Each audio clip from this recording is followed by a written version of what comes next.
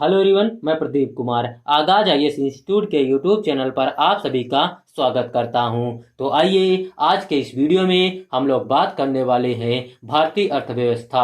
भारतीय अर्थव्यवस्था से रिलेटेड यूपीएससी के प्रीलिम्स और मेंस के लिए आज के जितने भी करंट अफेयर के टॉपिक हैं हम आप लोगों के लिए लेकर आए हैं। तो चलिए देखते हैं। तो देखिए, प्रीलिम्स के लिए जो टॉपिक है वो बॉन्ड यील्ड प्राप्ति, राज्य विकास ऋण, भारतीय रिजर्व बैंक है, सरकारी प्रतिभूतियां। और मेंस के लिए जो टॉपिक है वो बॉन्ड यील्ड प्राप्ति, भारतीय अर्थव्यवस्था और योजना से संबंधित मुद्दे। तो चलिए यूपीएससी के प्रीलिम्स और मेंस के इन सभी टॉपिक के बारे में पूरे विस्तार से चर्चा करते हैं। तो देखिए चर्चा में क्या है, आइए समझते हैं। हाल ही में राज्य सरकारों ने राज्य विकास ऋण बॉन्ड की नीलामी के माध्यम से रिकॉर्ड 50,206 करोड़ रुपए जुटाए हैं, जो अब तक की सबसे बड़ी साप्ताहिक उधारी है। भारतीय रिजर्व बैंक के आंकड़ों के अनुसार जुटाई गई धनराशि इस अवधि के लिए निर्धारित 27,810 करोड़ रुपए के सांकेतिक उधार लक्ष्य से कहीं अधिक है। यह वित्तीय बाजारों में राज्य सरकार की प्रतिभूतियों की प्रबल मांग का संकेत देता है। एसडीएल सरकारी प्रतिभूतियां का हिस्सा है, जहां राज्य सरकारें बाजार से ऋण जुटाती है। एसडीएल केंद्र सरकार द्वारा जारी दिनांकित प्रतिभूतियों के लिए आयोजित नीलामियों के सामान्य नीलामी के माध्यम से जारी की गई दिनांकित प्रतिभूतियां हैं। तो चलिए अब हम लोग बॉन्ड क्या है आइए देखते हैं। सबसे पहले हम लोग इसका परिचय जानते हैं। तो देखिए, बॉन्ड पैसे उधार लेने का एक साधन है। यह एक आईओयू अर्थात मैं आपका ऋणी हूं की तरह है। आईओयू ऋण की एक लिखित स्वीकृति है जो एक पक्ष पर दूसरे पक्ष का बकाया है। आईओयू प्राइमिसरी नोट्स की तुलना में कम औपचारिक और वैधानिक रूप से बाध्यकारी है। किसी देश की सरकार या किसी कंपनी द्वारा धन जुटाने के लिए एक बॉन्ड जारी किया जा सकता है। चूंकि सरकारी बॉन्ड भारत में G-SEC, अमेरिका में ट्रेजरी और यूके में गिल्स के रूप में संदर्भित है, संप्रभु गारंटी के साथ आते हैं। उन्हें सबसे सुरक्षित निवेशों में से एक माना जाता है। तो चलिए अब हम लोग सरकारी प्रतिभूतियों के प्रकार के बारे में जानते हैं। तो देखिए, treasury bill, T bill. Treasury bill शून्य कूपन प्रतिभूतियां हैं और कोई ब्याज नहीं देते हैं। इसके बजाय उन्हें छूट पर जारी किया जाता है और परिपक्वता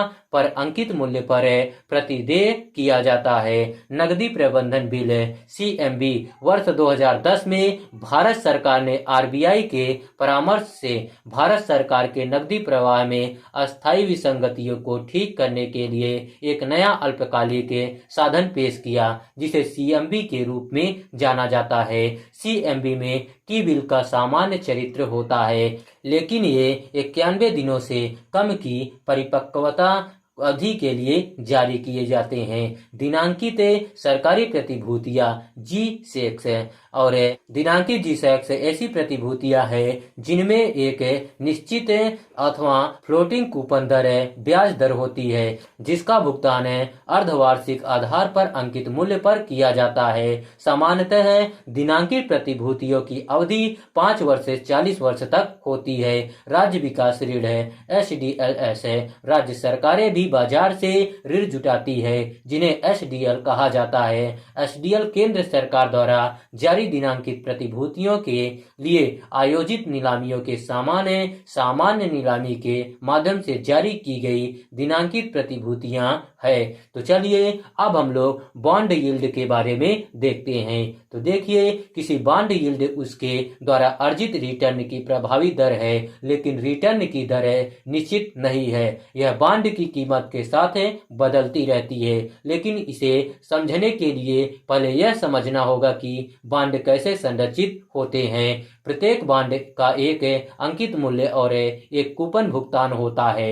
बॉन्ड की कीमत भी होती है, जो बांड के अंकित मूल्य के बराबर हो भी सकती है और नहीं भी। अंकित मूल्य एक कूपन भुगतान के अतिरिक्त बांड में एक कूपन दर भी होती है। कूपन दर बांड के अंकित मूल्य के प्रतिशत के रूप में व्यक्त की गई निश्चित वार्षिक ब्याज दर है। उदाहरण के लिए 10 वर्षीय G-Shares का अंकित मूल्य 100 रुपए है और इसका कूपन भुगतान 5 रुपए है तथा कूपन दर 5% है। इस बांड के खरीदार सरकार को 100 रुपए अंकित मूल्य देंगे।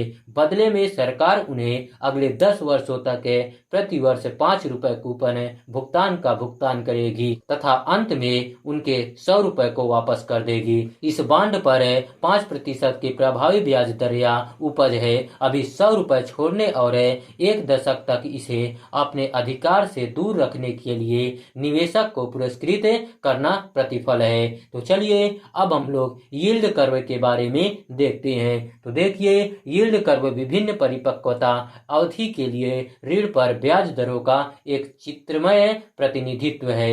यह दर्शाता है कि यदि कोई निवेशक एक निश्चित अवधि के लिए अपना पैसा उधार देता है तो वह कितना प्रतिफल अर्जित करने की उम्मीद कर रहा है।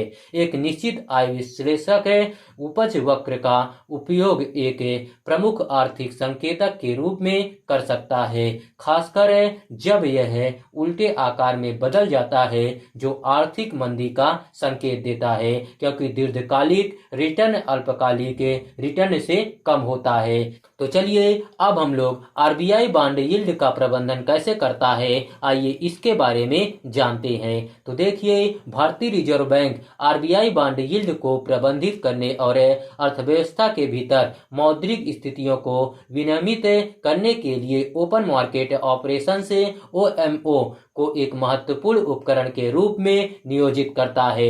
OMO के माध्यम से आरबीआई रणनीतिक रूप से खुले बाजारों में सरकारी प्रतिभूतियों G-Shares को बेचता या खरीदता है। जब आरबीआई का लक्ष्य अतिरिक्त तरलता पर अंकुश लगाना और मुद्रास्फीति के दबाव को कम करना होता है, तो वह बाजार से तरलता को प्रभावी ढंग से अवशोषित करते हुए G-Shares बेचता है। इसके विपरीत आर्थिक गतिविधि को प्रोत्साहित करने तथा तरलता को बढ़ाने के लिए आरबीआई सिस्टम में धनराशि डालते हुए सरकारी प्रतिभूतियों को वापस खरीदता है। जब आरबीआई G-Shares बेचता है तो बांड यील्ड पर दबाव पड़ता है, जिससे उधार लेना महंगा हो जाता है और इस तरह है अत्यधिक उधार लेने तथा व्यय पर अंकुश लगता है। इसके विपरीत सरकारी प्रतिभूतियों की खरीद से बांड की कीमतें अधिक हो जाती है, जिससे बांड यील्ड कम हो जाती है, जिससे उधार लेने और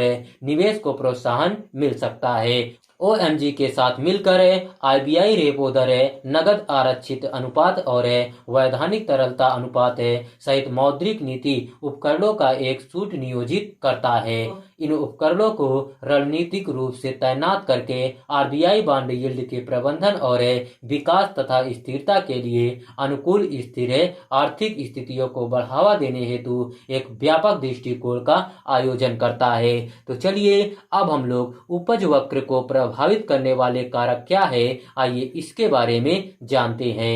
तो चलिए सबसे पहले हम लोग बाजार की मांग और बांड की कीमतें के बारे में देखते हैं। तो देखिए, कल्पना कीजिए कि केवल एक बांड उपलब्ध है और 2 खरीदार इसे खरीदना चाहते हैं। वे एक दूसरे के विरुद्ध बोली लगा सकते हैं, जिससे बांड की कीमत बढ़ जाएगी, भले ही बांड का अंकित मूल्य 100 रुपए ही रहता है। यदि इसे 110 रुपए में बेचा जाता है तो यील्ड कम हो जाती है, क्योंकि कूपन भुगतान 5 रुपए पर स्थिर रहता है। इसलिए बांड के लिए भुगतान की गई कीमत के आधार पर यील्ड की प्रभावी गणना की जाती है। तो चलिए अब हम लोग अर्थव्यवस्था की ब्याज दर के साथ संरेखण के बारे में देखते हैं। तो देखिए, यदि अर्थव्यवस्था में ब्याज दर बांड के प्रारंभिक कूपन भुगतान से भिन्न है तो बाजार की ताकतें मौजूदा ब्याज दर के साथ संरेखित करने के लिए बांड यील्ड को समायोजित करती है। उदाहरण के लिए, यदि अर्थव्यवस्था की ब्याज दर 4% है और कोई बांड 5% उपज प्रदान करता है, तो कई निवेशक उच्च रिटर्न हेतु इसे खरीदने के लिए भीड़ बढ़ जाती है। यह मांग बांड की कीमत को तब तक बढ़ाती है जब तक कि इसकी यील्ड अर्थव्यवस्था की ब्याज दर से सुमेलित नहीं है। इसके विपरीत यदि अर्थव्यवस्था की ब्याज दर बांड यील्ड से अधिक है तो बांड की कीमत तब तक कम हो जाती है जब तक कि उसकी यील्ड प्रचलित दर से सुमेलित नहीं है। सामान्यतः यदि अर्थव्यवस्था की ब्याज दर बांड यील्ड से अधिक है तो यह अर्थव्यवस्था की ब्याज दर के पक्ष में भारी भार होने जैसा है। इससे अर्थव्यवस्था की ब्याज दर पक्ष की ओर झुकाव होता है, जो दर्शाता है कि बांड यील्ड ब्याज दर के सापेक्ष कम है। इसके विपरीत यदि बांड यील्ड अर्थव्यवस्था की ब्याज दर से अधिक है तो यह बांड यील्ड के पक्ष में अत्यधिक भार रखने जैसा है। यह बांड के प्रतिफल पक्ष की ओर झुकाव रहता है, जो दर्शाता है कि बांड की प्रतिफल ब्याज दर के सापेक्ष अधिक है। तो चलिए अब हम लोग बांड यील्ड के सख्त होने का क्या असर होगा, आइए इसके बारे में जानते हैं। सबसे पहले हम लोग बैंकों और म्यूचुअल फंडों का नुकसान के बारे में देखते हैं। तो देखिए, सरकारी प्रतिभूतियों जी रखने वाले बैंकों और म्यूचुअल फंड दोनों को बांड की कीमतों तथा यील्ड के बीच विपरीत संबंध के कारण नुकसान होगा। जैसे जैसे बांड की यील्ड बढ़ती है, बांड की कीमतें गिरती है, जिससे इन संस्थानों को मार्क टू मार्केट घाटा होता है। तो चलिए अब हम लोग ऋण लागत में वृद्धि के बारे में देखते हैं। तो देखिए, सरकारी प्रतिभूतियों पर उच्च प्रतिफल का अर्थ है कि सरकार को नवीन ऋण पर उच्च ब्याज दरों की पेशकश करनी होगी। सरकारी ऋण लेने की लागत में इस वृद्धि का संपूर्ण अर्थव्यवस्था पर प्रभाव पड़ सकता है, जिससे कॉर्पोरेट्स के लिए उच्च ब्याज दरें और बैंकों के लिए संभावित रूप से उच्च ऋण दरें हो सकती है, जिससे व्यवसायों तथा व्यक्तियों के लिए उधार लेने की लागत प्रभावित हो सकती है। तो चलिए अब हम लोग कॉर्पोरेट बांड पर प्रभाव के बारे में जानते हैं। तो देखिए, बाजार में बढ़ती बांड यील्ड के बीच निवेशकों को आकर्षित करने के लिए कॉर्पोरेट्स को अपने बांड पर ब्याज दरें बढ़ाने की आवश्यकता पड़ सकती है। इससे कंपनियों के लिए ऋण लेने की लागत बढ़ सकती है, जिससे संभावित रूप से उनकी लाभप्रदता और निवेश निर्णय प्रभावित हो सकते हैं। तो चलिए अब हम लोग इक्विटी बाजार पर प्रभाव के बारे में जानते हैं। तो देखिए, जैसे जैसे बांड की संख्या बढ़ती है, इक्विटी में निवेश की अवसर लागत बढ़ जाती है, क्योंकि स्टॉक की तुलना में निश्चित आय वाली प्रतिभूतियां अपेक्षाकृत अधिक आकर्षण हो जाती है। निवेशक अपने आवंटन को इक्विटी से हटाकर बांड की ओर स्थानांतरित कर सकते हैं, जिससे स्टॉक की मांग और संभावित रूप से इक्विटी की कीमतों में भी कमी आएगी। तो चलिए आज का वीडियो यहीं पर समाप्त होता है। तो देखिए, अगर आप लोगों को इसका पीडीएफ चाहिए तो इसका पीडीएफ आप लोगों को टेलीग्राम चैनल पर मिल जाएगा। टेलीग्राम चैनल का नाम है आगाज आईएएस इंस्टीट्यूट और टेलीग्राम चैनल का लिंक आप लोगों को इस वीडियो के डिस्क्रिप्शन में भी मिल जाएगा। आप लोग यहां से भी जाकर टेलीग्राम चैनल को ज्वाइन कर सकते हैं और पीडीएफ डाउनलोड कर सकते हैं। तो चलिए अब हम लोग मिलते हैं नेक्स्ट वीडियो में। धन्यवाद। Keep learning, keep growing.